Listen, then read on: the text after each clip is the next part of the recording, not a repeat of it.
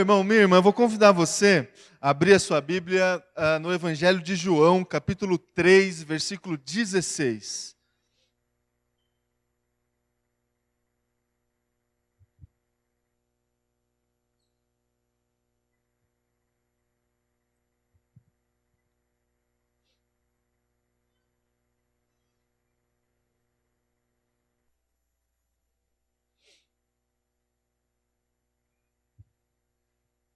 Evangelho de João 3,16. Você certamente conhece esse versículo. Eu vou ler o versículo 16 e o versículo 17.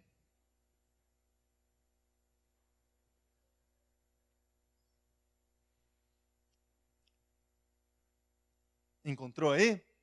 Amém? Então acompanhe comigo a leitura. Porque Deus amou tanto o mundo que deu o seu Filho unigênito, para que todo o que nele crer não pereça, mas tenha a vida eterna. Pois Deus enviou o seu Filho ao mundo, não para condenar o mundo, mas para que este fosse salvo por meio dele. Até aqui, eu vou convidar você, meu irmão, minha irmã, a se colocar diante de Deus mais uma vez.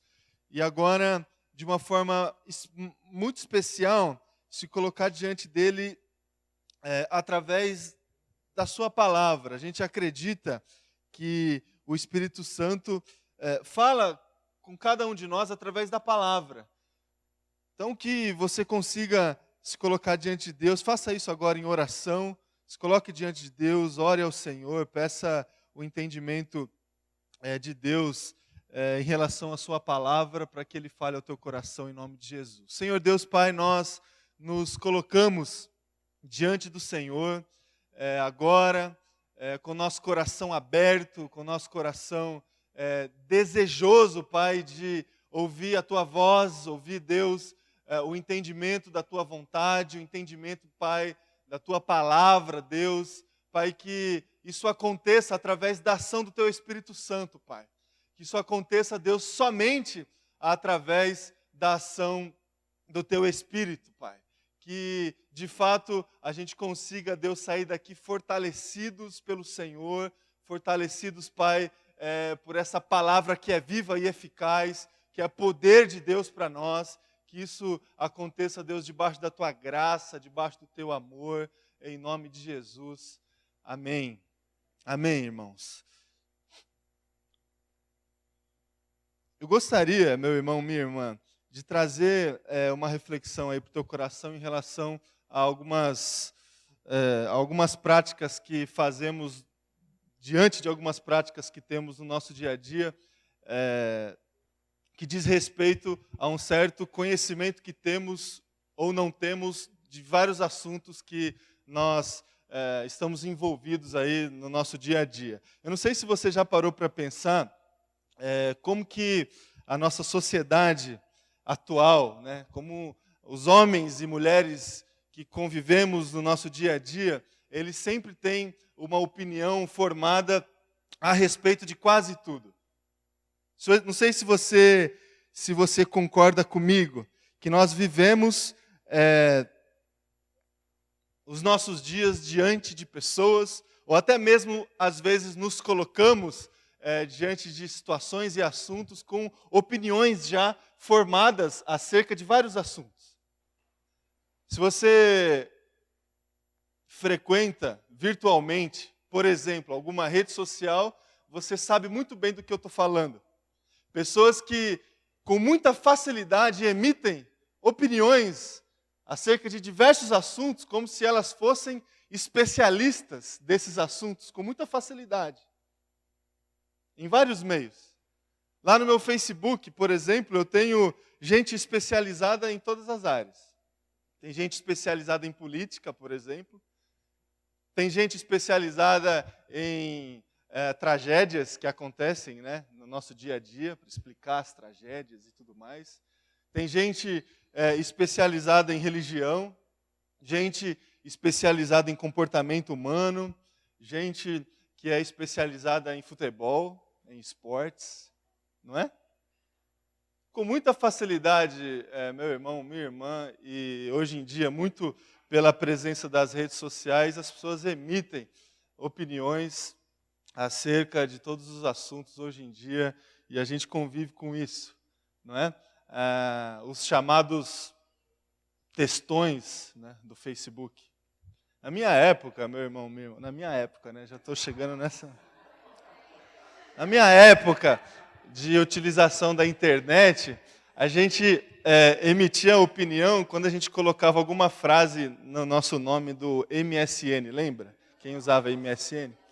Aí a gente colocava uma frasezinha lá que emitia a nossa opinião, né? Hoje em dia a gente escreve quase que uma dissertação, né, no Facebook a respeito de alguma coisa. Os mais experientes, me perdoem a utilização de alguns termos aqui, de rede social e tudo mais. Se você não entende muito esse lance de Facebook, de rede social, Facebook, para os mais experientes, é alguma coisa muito parecida com a praça da cidade do interior, onde as pessoas que não têm muito o que fazer se reúnem ali, não é?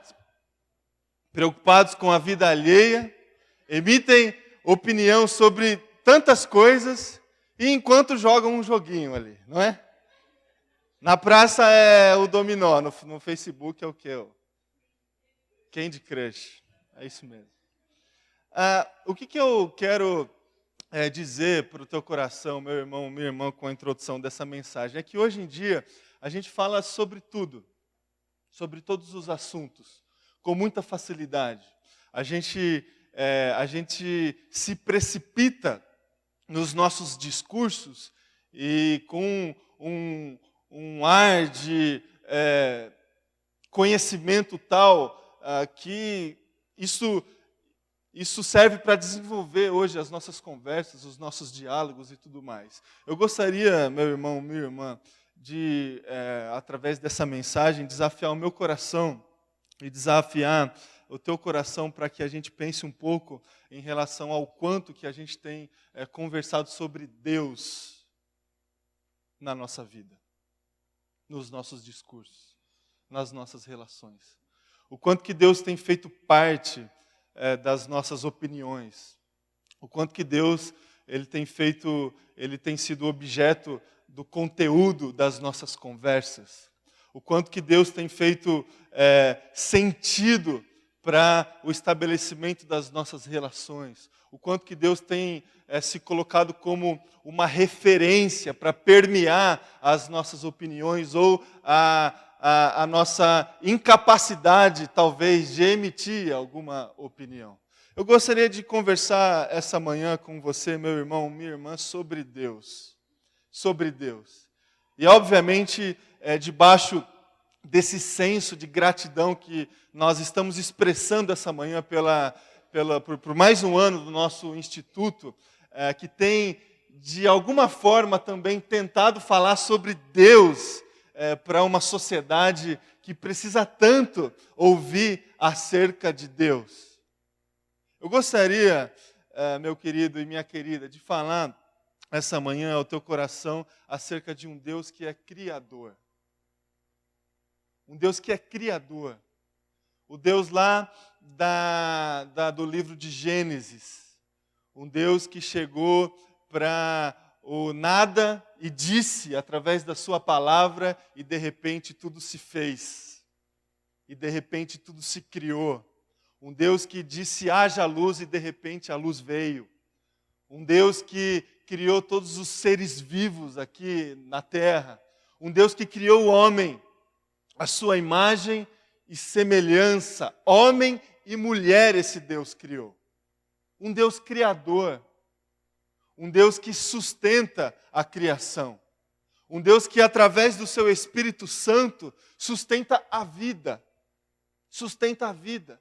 Conversávamos na última quinta-feira, lá na casa da Fátima e do Giovanni, no nosso grupo de Unir, lá, o quanto que nós dependemos do Espírito Santo, porque o Espírito Santo sustenta a nossa vida.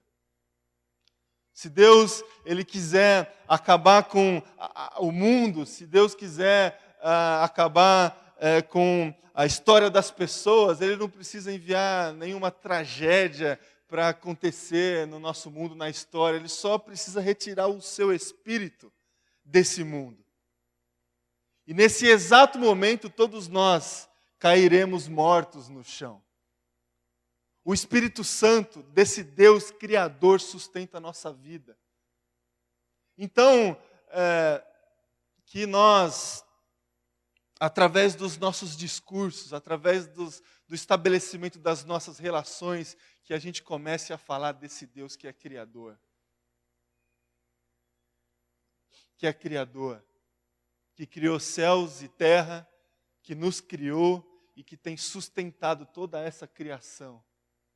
E diante dessa verdade que temos no nosso coração, a gente se submete a esse Deus Criador. Se submete com reverência e se submete com serviço. Como guardiões dessa criação. Guardiões dessa criação. Que a gente, através da ação desse mesmo Espírito, que a gente se coloque diante de Deus como um instrumento para continuar de alguma forma preservando essa criação, trazendo justiça, trazendo vida para o coração das pessoas. Essa verdade do Deus Criador do nosso coração deve surgir dentro de nós várias ações de submissão, de cuidado, de transmissão da mensagem do Deus Criador. Então fale, meu irmão, minha irmã, para as pessoas, fale para si mesmo todos os dias a respeito de um Deus Criador. A respeito de um Deus Criador. E eu gostaria também de falar para o teu coração, meu irmão, minha irmã, essa manhã, a respeito de um Deus que é Senhor. Um Deus que é Senhor. Um Deus que é Senhor da história. Senhor da história. Um Deus que é Senhor de um povo. Que se colocou diante de um povo como Senhor. Para conduzir esse povo. Que trouxe diretrizes para esse povo. Ordens para esse povo. Referência, um caminho. Um Deus que possui um caminho e um desafio para que esse povo siga esse caminho. Um Deus que é Senhor de toda a história, que tem autoridade sobre tudo e sobre todos. Autoridade sobre as pessoas, autoridade sobre a sua criação, sobre toda a riqueza do mundo. Esse nosso Deus, meu irmão, minha irmã, esse Deus que você adora, que você busca, que você tem conhecido, tem colocado a sua vida diante do altar desse mesmo Deus, Ele é Senhor de tudo e de todos. Ele tem toda a autoridade. Por isso que Ele é digno do nosso louvor, por isso que Ele é digno da nossa devoção, por isso que Ele é digno das nossas ações. Por isso que há necessidade de a gente se colocar diante desse Deus Senhor com submissão. E não só submissão de reconhecimento, mas submissão que transforma o nosso coração. A gente submete a esse Deus o nosso futuro, as nossas decisões, o nosso comportamento. Quem se propõe a se relacionar com esse Deus Senhor, tira do centro da sua vida o orgulho, a arrogância, e deposita no altar desse Deus as decisões, os pareceres, as orientações. Não somos mais senhores das nossas vidas, quando nós nos submetemos a esse Deus que é Senhor sobre tudo e sobre todos. Um Deus que é Senhor, meu irmão, minha irmã. Senhor da história, Senhor de um povo, Senhor da igreja e Senhor das nossas vidas. Fale desse Deus. Fale desse Deus diante dos seus problemas. Fale para si mesmo. Fale para si mesmo desse Deus que é Senhor diante das suas causas, das suas crises, dos seus vazios existenciais. Se submeta a esse Deus diante de uma encruzilhada, de uma decisão que precisa ser tomada. Coloque as suas causas, meu irmão, minha irmã, diante desse Deus que é Senhor e certamente Ele vai conduzir a sua vida em pastos verdejantes. Certamente. E fale também, meu irmão, minha irmã, fale de um Deus de amor. Fale de um Deus de amor. Fale para si mesmo e fale para as pessoas que você tem conhecido, conheceu e tem buscado a conhecer um Deus de amor. Um Deus de amor. Tem uma reflexão, você já deve ter visto já na internet do professor da USP, professor de ética da USP, Clóvis de Barros Filho, a respeito do amor. Não sei se você já viu a reflexão dele, que é também conteúdo das aulas que ele dá lá na faculdade. Quando ele fala que ele traz 3 tipos de amor. O primeiro tipo de amor é o amor de Platão. Ele, filósofo que é. O amor que é desejo. O amor que alimentamos por aquilo que nós queremos. Ou seja, por aquilo que ainda nós não temos. O amor desejo. O amor platônico. A gente deseja algo e isso é objeto do nosso amor. É a falta. É o amor da falta. Quando temos e alimentamos só esse tipo de amor do nosso coração, o amor acaba. Quando conquistamos. Quando aquilo que era objeto do nosso desejo agora é objeto da nossa conquista. Há esse primeiro tipo de amor, segundo ele, amor platônico, que se resume ao desejo. A você ter alguma coisa e a realidade de falta de algo. Há um segundo tipo de amor, que segundo ele é o amor de Aristóteles, que é o amor pela presença. O amor da alegria. O amor da conquista. Eu amo aquilo que eu tenho e não aquilo que eu desejo. Eu amo o carro que eu tenho na garagem. Eu não amo o carro que está na concessionária. Eu amo a esposa que está ali do meu lado. Quando eu acordo, eu a vejo. Eu amo essa mulher. E não a atriz da novela. O amor da presença. O amor da conquista. O amor que gera alegria, contentamento. O amor não está baseado na falta, mas naquilo que se tem. Amor da alegria. E há, segundo ele, e diante da reflexão que ele faz, um terceiro tipo de amor que é o amor cristão. O amor de Jesus Cristo. Que não está baseado naquilo que falta, também não está baseado naquilo que nós temos, mas está baseado naquilo que nós doamos, naquilo que eu entrego, naquilo que eu compartilho, naquilo que faz parte do meu exercício de renúncia. Amor cristão, amor de Cristo. O amor pela falta traz paixão. O amor pela presença traz alegria, contentamento. O amor pela doação traz sentido para as nossas vidas. O amor de Jesus, o amor de Deus, aquele que é expressado cabalmente, essencialmente, quando Deus, na sua essência de amor, decide enviar o seu Filho para morrer por mim e para morrer por você. O amor que entrega, o amor que doa. Fale desse Deus, meu irmão e minha irmã, para você mesmo e para as pessoas. Desse Deus que tanto amou o mundo, tanto amou você, tanto amou os seus familiares, tanto amou a sua igreja, que enviou o seu filho, que doou o seu filho, que entregou o seu filho. E esse seu filho fez o mesmo. Amou tudo e a todos dessa forma. Não com desejos e não com presenças somente, mas com doações.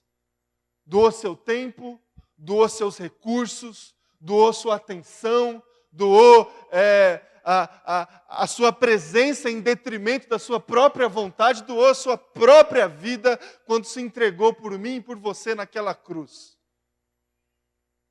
Amor que é doação. Doação. E esse amor, só esse amor, traz sentido para a minha vida e para a sua vida.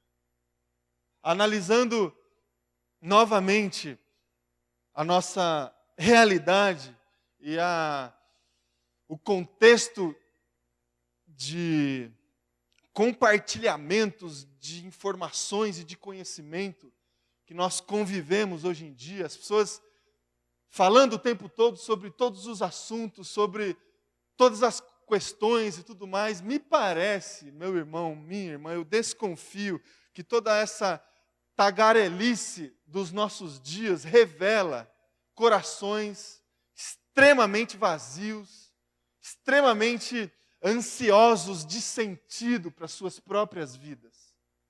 As pessoas estão buscando sentido, preenchimento total dos seus corações, das suas vidas.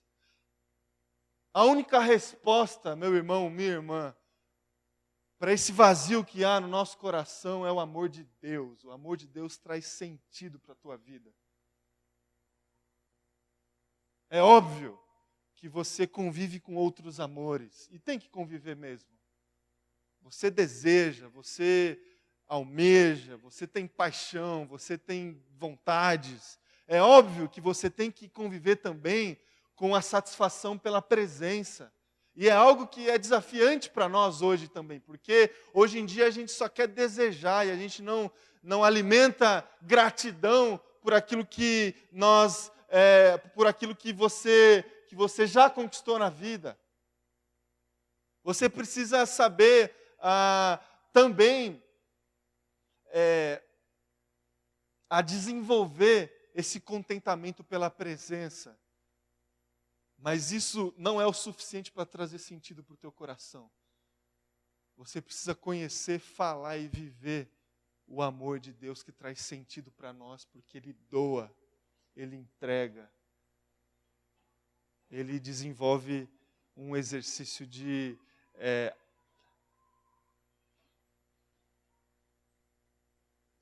remar contra a nossa essência egoísta, a nossa essência soberba. Isso traz sentido para a nossa vida, meu irmão, minha irmã. Fale desse Deus. Fale desse Deus quando você precisar ouvir a respeito desse Deus. Fale para você mesmo. Fale para você mesmo diante das suas angústias, das suas tristezas. Fale de um Deus criador que sustenta a vida. Fale de um Deus que é Senhor, que tem toda a autoridade. E fale de um Deus que é amor, que traz sentido total para as nossas vidas. Fale isso para você e fale isso para as pessoas. Fale isso para as pessoas. A gente está aqui num momento de celebração, de ação de graças por mais um ano do nosso instituto, e eu comentei no início da minha palavra que o que está no coração do IHDI, o que estava no coração do ID, né, IHDI, é exatamente o exercício de submissão a esse Deus. Deus que é criador, por isso a responsabilidade que nós temos de preservar essa criação, desse Deus que é Senhor, que possui um caminho, por isso a nossa necessidade de se submeter a esse caminho, e é esse Deus de amor que traz sentido. Há várias histórias, as pessoas que conviveram mais perto do IHDI ao longo desses 31 anos, as pessoas conhecem várias histórias de pessoas que foram alcançadas por esse amor. Pessoas de dentro da igreja, pessoas de fora da igreja, pessoas que vieram à igreja por causa disso. A gente gostaria, essa manhã, de compartilhar uma dessas histórias. Então, eu gostaria de convidar a Márcia para ela vir aqui à frente. Ela vai compartilhar a história de uma pessoa que foi alcançada por esse Deus, que é Criador, que é Senhor e que é amor. Bom dia. Eu creio que alguns de vocês conhecem ou conheceram a Divani, né? A Divani foi uma pessoa muito especial nessa igreja. E ela nos mandou esse testemunho. Preste atenção, porque eu acho que em muitos momentos da história dela, a gente se vê nessa história. Palavras da Divani. Em 1999, eu matriculei minhas filhas Natália, de 4 anos, e Renata, de 2 anos, na creche da igreja. A vida estava difícil e as vagas na creche possibilitariam que eu fosse trabalhar para ajudar nas despesas da casa, pois eu já vivia um mau relacionamento com o pai das minhas filhas.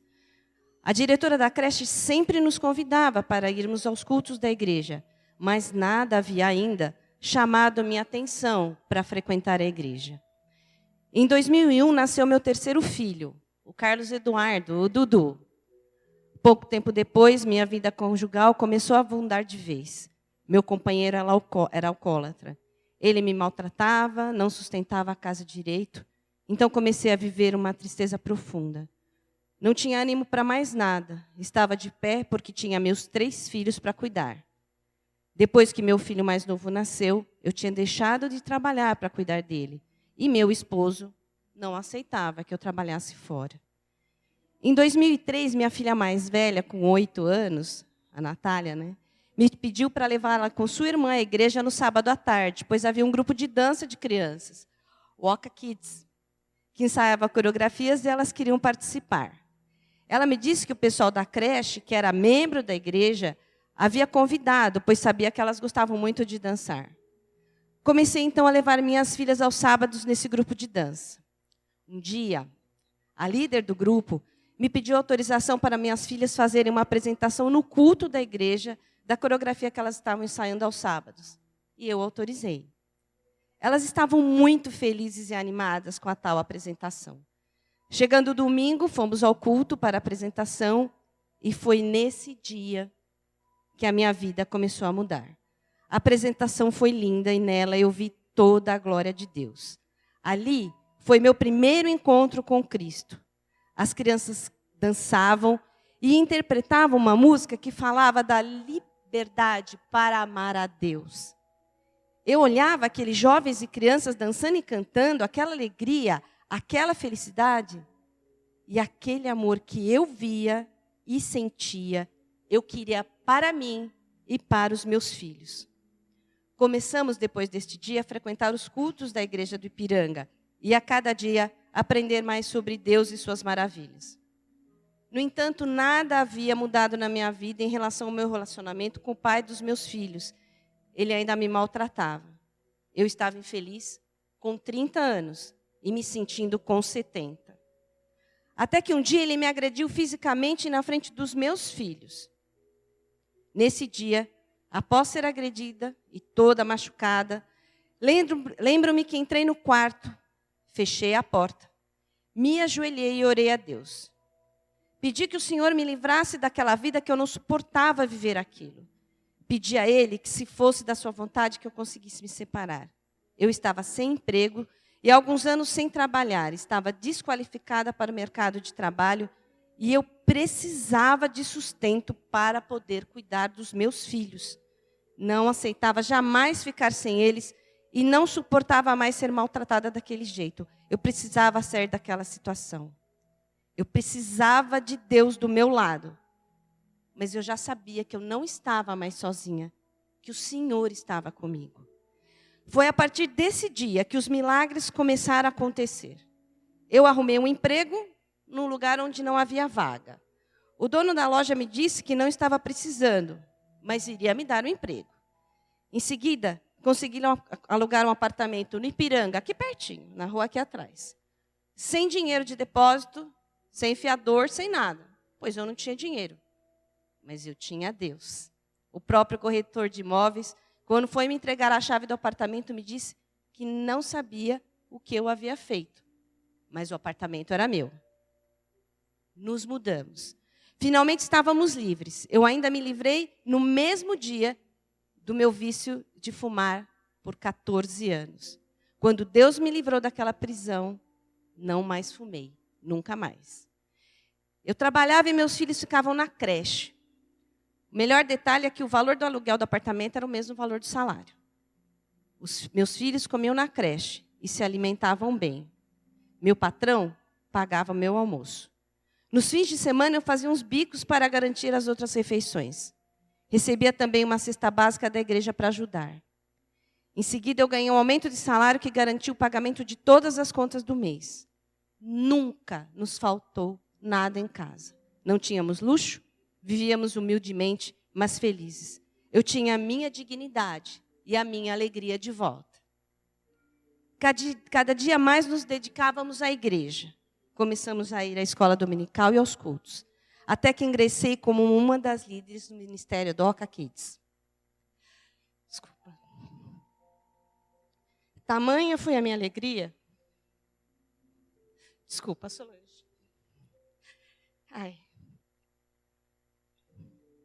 É que eu trabalhei no Oca Kids junto com a Rose, né? E mais outras pessoas aqui da igreja, a gente sabe o que isso significou.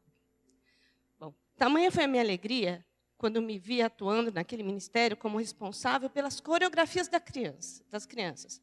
Como Deus é maravilhoso. Eu fui alcançada por aquele ministério. E agora Deus me capacitava para alcançar outras pessoas e louvar e glorificar a Deus através da dança das crianças. Foram 5 anos de ministério Oca Kids. Depois comecei a ministrar o cultinho infantil. Foram 3 anos à frente do cultinho. Comecei também a fazer parte do grupo de teatro da Galera do Rei. E, por fim, entrei no Ministério de Ação Missionária. Em 2007, fui contratada para trabalhar na creche do ID. Tamanha alegria, pois eu sou professora formada pelo magistério. Era mais um presente de Deus para a minha vida. Era meu sonho de voltar a trabalhar como professora, voltar a lecionar. Em 2008, através de um projeto da igreja, eu ingressei na universidade. Os irmãos pagavam meu curso de pedagogia. Parecia um sonho. Eu não tinha nenhuma condição financeira para cursar a universidade, mas era real. Eu estava cursando pedagogia. No final de 2009, resolvi me mudar de cidade. Meus pais moram no litoral há 12 anos e foi nascendo no meu coração o desejo de ficar perto deles. Orei, pensei, repensei, conversei com os meus filhos, eles acataram a ideia e então decidimos nos mudar. Saí do emprego que eu tinha na creche, me mudei para Peruíbe, mas eu ainda não tinha concluído o meu curso de pedagogia, ainda faltavam 2 anos. O pastor Renato, na época, o responsável pelo gerenciamento desse projeto, me disse que eu ficasse tranquila, porque eles pagariam o meu curso para abençoar a minha vida, aonde quer que eu fosse. Me mudei para Peruíbe, então, com os meus filhos. Terminei a minha faculdade e sou outra mulher, bem diferente daquela do início dessa história. Hoje, sou graduada em pedagogia. Estou concluindo uma pós-graduação de 2 anos na Federal Fluminense. Sou professora efetiva da Rede Municipal de Ensino de Peruíbe, aprovada em concurso público com 2 cargos. Isso não seria possível se eu não tivesse cursado pedagogia. Ganho um bom salário, suficiente para termos uma excelente vida onde vivemos. Renata, minha filha do meio, está cursando graduação em Serviço Social na Universidade Paulista de Santos. Consigo mantê-la estudando sem que ela precise trabalhar. Mas este ano ela foi aprovada no concurso público de Peruíbe como agente de saúde. O Dudu está no ensino médio numa escola integral em Peruíbe e é um excelente aluno. Natália já se casou, não mora mais conosco, mas já me deu Filípio, meu neto, e ainda não finalizou um curso de finanças na faculdade. Hoje temos uma vida confortável, após tantas lutas e tantas investidas do inimigo sobre a minha vida. Mas quando Deus declara vitória, não há nada que o impeça. Foram tantas lutas e bênçãos desde o dia em que coloquei meus pés dentro da IPI do Ipiranga, através daquela apresentação. Foram tantas as providências do Senhor sobre as nossas vidas que me constranjo diante de tanto amor pela minha família. Tudo o que somos hoje, devemos a Deus e aos nossos irmãos em Cristo dessa igreja, que pregam amor e o cuidado ao próximo, através da sua creche, Centro de Adolescentes e Albergue. Deus abençoe a todos e espero que este testemunho entre vossos corações para glorificar e exaltar o nome do Senhor. Aqui, quem os viu pequenos, naquela foto maior está lá a Divani, a Natália, né, a Renatinha, o Dudu grandão, né, que a gente conheceu ele loirinho desse tamanho. E aqui é o novo amor da vida da Divani e o Marcelo. Eles namoraram quando eram adolescentes e o Senhor o trouxe de volta à vida da Divani. Com esse testemunho da Divani, eu pude ver como o ID e a igreja, não dá para falar que são separados, é a mesma coisa. Quando você olha para uma roupa que você fala, eu não quero mais, eu não uso há mais de 6 meses, e você traz para a gente, você está fazendo parte disso que é o Instituto. A igreja está no Instituto, o Instituto é a igreja, e é impossível separar os dois. A gente que está aqui na igreja como diretoria do ID, e quando a gente está lá e faz as nossas reuniões, é impossível separar as duas coisas, né? Então, eu agradeço e louvo a essa igreja, porque eu sei que existem muitas Divanis. Algumas a gente conheceu, como a Divani e outras tantas pessoas. Outras não, mas a semente foi lançada. E aí o trabalho da Rena, do Luiz, do Tiago, da Maria, atendendo aos nossos conviventes e usuários, é um trabalho incessante.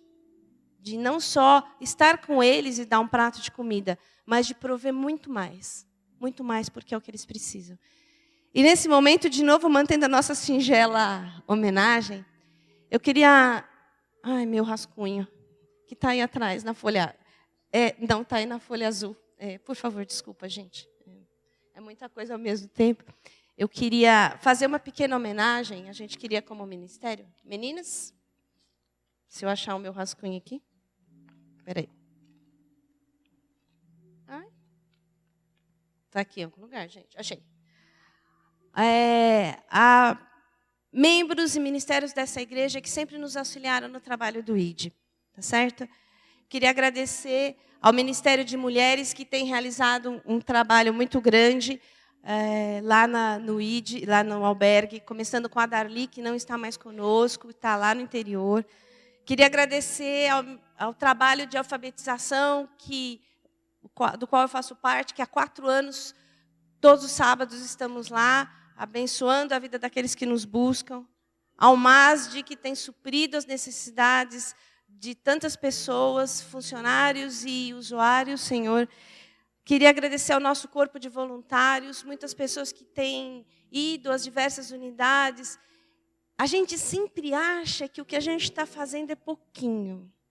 Mas quem já esteve lá, o Billy, o Kleber, Solange, a Filó, a gente faz tão pouquinho, mas, gente, os primeiros a serem abençoados somos nós. Porque o Senhor nos coloca exatamente no lugar onde temos que estar, olhando quem somos. E a gente faz diferença na vida deles, com certeza. Quero agradecer uma senhorinha que fica ali atrás, a Ladir, que é uma incessante voluntária do ID. Ela sai pedindo coisa em todo lugar onde ela vai. A Carmen é uma fiel discípula da Ladir. São as duas pedintes da igreja que nos abençoam. E ao Ministério de Louvor, que nunca, nunca, em nenhum momento se furtou a estar conosco. Olha, eu chorando de novo, me perdoe. Agradeço a todos. Tá? A gente vai entregar também da mesma forma um pequeno vasinho com flores a alguns representantes que desenvolvem esses trabalhos lá no Instituto. E, de fato, é a nossa gratidão por essa igreja tão maravilhosa que Deus nos deu, por cada membro que hoje está aqui, por todos que estiveram e porque o Senhor tem sido extremamente fiel. Ainda que a gente, em alguns momentos, se canse e desanime diante de tudo que tem que ser feito, o Senhor vem e renova e o Senhor mostra o caminho a ser seguido. A Zilda mesmo me disse que havia reuniões no passado em que, quando a diretoria se sentava para discutir, não havia R$1, um cruzeiro, ou seja lá qual fosse a moeda da época, para garantir a obra. E, ao final da reunião, o real e o cruzeiro não tinham aparecido, mas eles tinham a plena convicção de que o Senhor supriria. E anos depois, eu garanto para vocês, Deus supriu, porque nós estamos aqui. Agradeço a todos. Muito, muito, muito obrigada. E que por mais 31, 62 ou 93 anos, a obra possa ser ainda realizada no nome desse Deus maravilhoso que tem estado conosco a cada dia. Obrigada, Igreja do Ipiranga. Senhor, obrigada. Amém.